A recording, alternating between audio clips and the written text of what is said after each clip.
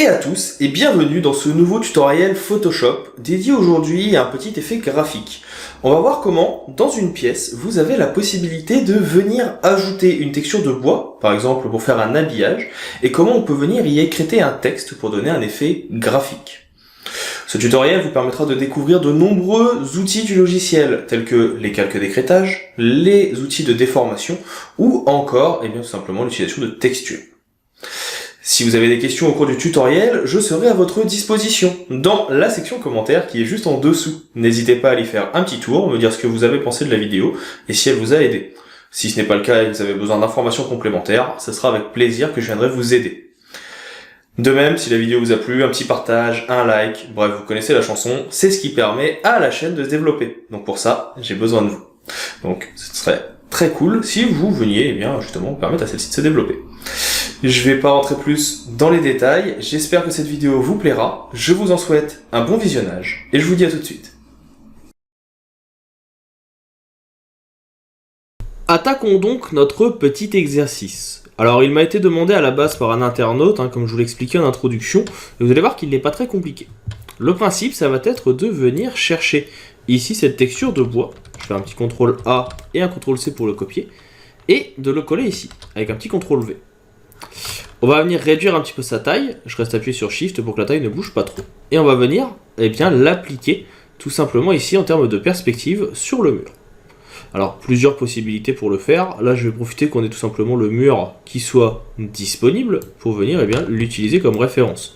Donc là je place mes éléments ici, et là vous voyez qu'en venant monter, tout simplement on va pouvoir venir avoir notre mur qui va apparaître et on va avoir ici la bonne marche à suivre, sachant qu'on va pouvoir ensuite venir ici tout simplement adapter la taille. Alors là je le fais en très grand, pas d'inquiétude, on le remodifiera après.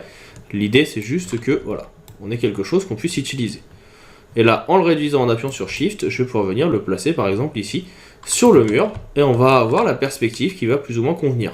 On peut toujours venir modifier dans un sens ou dans l'autre pour que ça corresponde un peu mieux à ce qui nous semble logique. Là je vais cliquer sur Entrée, donc j'ai mon élément qui est sur le mur. J'aimerais aussi déjà lui donner un petit peu de relief. Je vais faire un clic droit, option de fusion. Dans cette option de fusion, je vais aussi venir faire ici une ombre portée. Cette ombre portée, vous voyez qu'on va regarder un petit peu comment ça se passe ici. On voit bien que l'ombre est sur le bas. Donc si vous cliquez sur ombre portée, vous pouvez venir la déplacer, la définir comme vous voulez.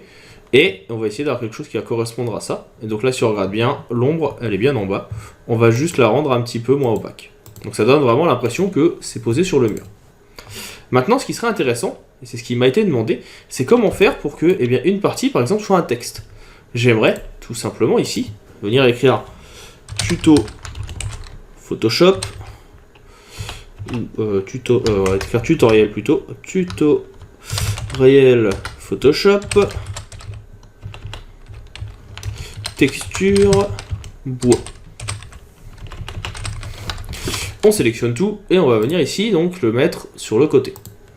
Je vais venir l'agrandir un petit peu pour qu'il corresponde plus ou moins à ce que j'ai envie. Et puis comme on a vu tout à l'heure, on peut venir encore une fois ici faire un petit appui sur la touche CTRL pour adapter tout simplement la perspective et que ça corresponde au reste de notre composition. Donc là, on adapte comme on peut. Là c'est juste pour l'exemple, donc c'est pas grave si c'est pas parfait. Et l'idée, par contre, c'est que je veux que cet élément se fasse depuis le haut de ma composition, donc ici. Donc là, on va le tourner un petit peu. Et puis qu'il aille jusqu'en bas. Donc quitte à venir dépasser un petit peu sur la composition. Donc on agrandit. Ici, j'adapte. Je remonte un petit peu. Donc là, je suis pas trop mal. On va peut-être venir adapter aussi en bas pour essayer d'avoir quelque chose qui me convienne un peu mieux. Là, ça me plaît bien. Si c'est un peu désouré, si c'est pas dans le bon sens, c'est pas forcément grave. Et ce qu'on peut faire déjà dans un premier temps, c'est ici tout simplement venir faire, vous voyez, une petite application. Si je le fais dans ce sens-là, forcément le texte n'apparaît plus que sur la plaque. Par contre, je peux également le faire dans l'autre sens. Et là, de cette façon, le bois n'apparaîtra plus que sur la plaque. Je peux venir dupliquer ma plaque ici avec un CTRL J pour qu'elle apparaisse également au-dessus. Et ce que je peux faire, c'est tout simplement ici venir prendre la référence, je vais mettre un petit repère, on va le mettre par exemple à partir de là, donc ça coupe un peu avant la fin. On va venir mettre un petit masque de fusion. Donc pour ça, on clique sur le petit cercle bicolore, le petit cercle inscrit dans un rectangle ici. Et avec le repère que j'ai posé, je vais juste venir, donc tout simplement, le suivre. On va faire un petit lasso polygonal, comme ceci. Je supprime. Et je vais aussi venir tout simplement déplacer mon image de fond ici pour qu'on ait l'effet de bois qui aille jusqu'au bout.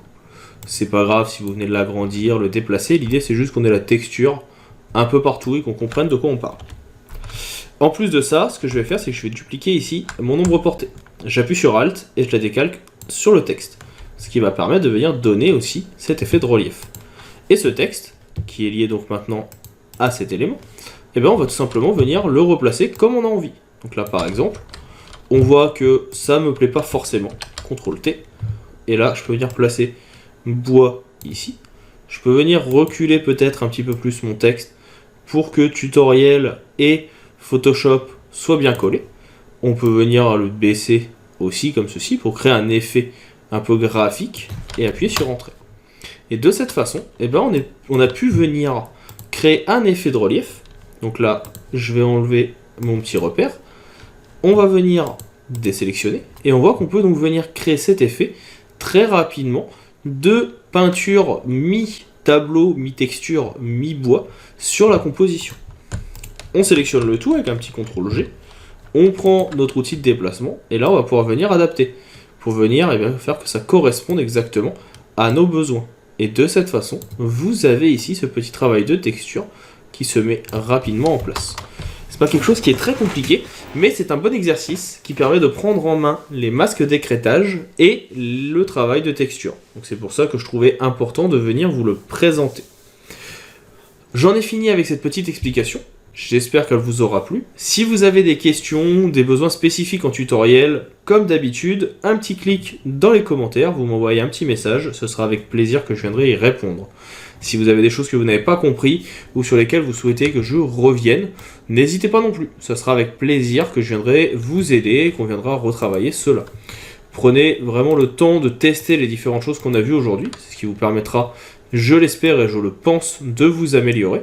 Et puis, eh bien, il ne me reste plus qu'à vous souhaiter une bonne continuation, un bon apprentissage des outils de Photoshop, et puis à vous dire à bientôt pour une autre vidéo.